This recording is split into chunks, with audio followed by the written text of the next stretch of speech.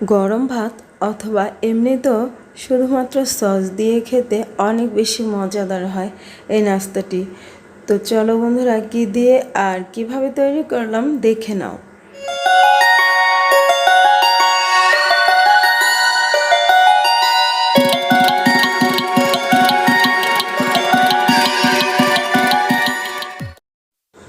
Friends, আজকের নাস্তার জন্য এখানে নিয়েছি আমি একটি কাঁঠালের মোতা।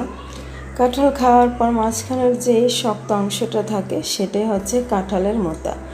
এবার এটাকে খোসা ছাড়ানোর মতো করে উপর থেকে একটু কেটে বাদ দিয়ে দিচ্ছি, দেখতে পাচ্ছ। তো পুরোটা এভাবে একটু ছাড়িয়ে নেব। এই তো হয়ে গেছে। এবার ছোট ছোট গোল গোল করে কেটে নেব, একটু মোটা করে।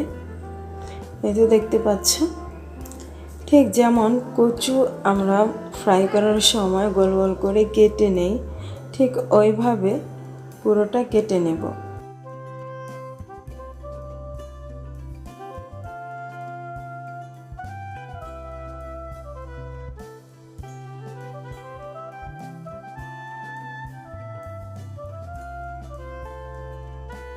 তো বন্ধুরা, এখানে সবগুলো কাটা হয়ে গেছে, দেখতে পাচ্ছ। একটু বাটিতে নিয়ে নিয়েছি। এবার এটাকে কয়েকবার খুব ভালো করে ধুয়ে নেব। দেখতে পাচ্ছ কীরকম মোটা। তো চাইলে আরও একটু মোটা অথবা আর একটু পাতলা করে নিতে পারো। এবার এগুলোকে খুব ভালো করে ধুয়ে নিয়েছি। এখন এর মধ্যে কিছু মশলা অ্যাড করব। প্রথমে পরিমাণ মতো কিছুটা লবণ দিয়ে দিলাম। এখন আধা চা চামচ পরিমাণ হলুদের গুঁড়া দিয়ে দিচ্ছি, আধা চা চামচ পরিমাণ মরিচ গুঁড়া। এবার দিয়ে দেব এখানে 2 চা চামচ পরিমাণ সরিষার তেল। চাইলে এখানে 1 চা চামচ পরিমাণ চিনি দেওয়া যাবে, এতে করে অনেক বেশি টেস্ট হবে। এবার চাইলে হাত দিয়ে মাখিয়ে নিতে পারো। আমি এভাবে ঝাঁকিয়ে ঝাঁকিয়ে খুব ভালো করে মশলাটা মাখিয়ে নিলাম, দেখতে পাচ্ছ।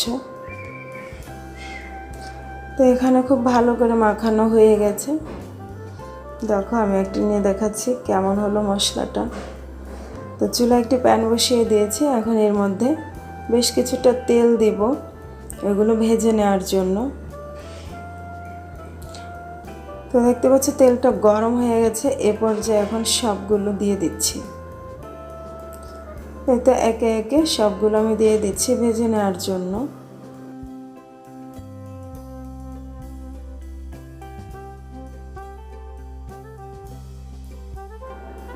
এই তো এখানে এক ব্যাচ দিয়ে দিয়েছি। এবার এক পাশ একটু ভাজা হয়ে আসছে, এখন একটু উল্টে দিচ্ছি।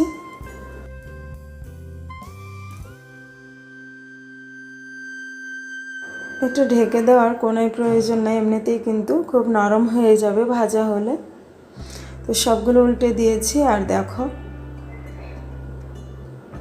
এক ব্যাচ ভাজা হয়ে গেছে। এখন তেলটা ঝরিয়ে উঠিয়ে নিচ্ছি। দেখতে পাচ্ছ কালারটা কতটা সুন্দর হয়েছে, চারপাশটা একটু কালারফুল হয়েছে। সেমভাবে বাকিগুলো আমি প্যানের মধ্যে দিয়ে দিচ্ছি ভেজে নেওয়ার জন্য।